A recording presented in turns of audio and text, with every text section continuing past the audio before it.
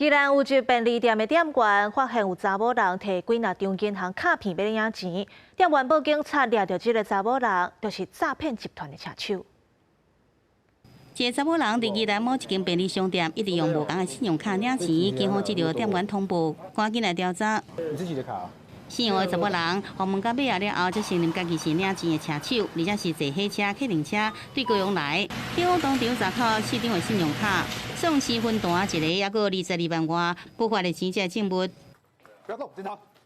也请大声叫4名的查甫人配合调查，因为依互被害人检举，涉嫌伫网络讲有香港房地产引导资，约被害人到超商来交300万块。伫交钱进前，被害人已经多摆汇款，警方缉捕了后，卖互来抓人。 全案依违反诈欺罪、洗钱防治法及毒品危害防治条例等罪嫌，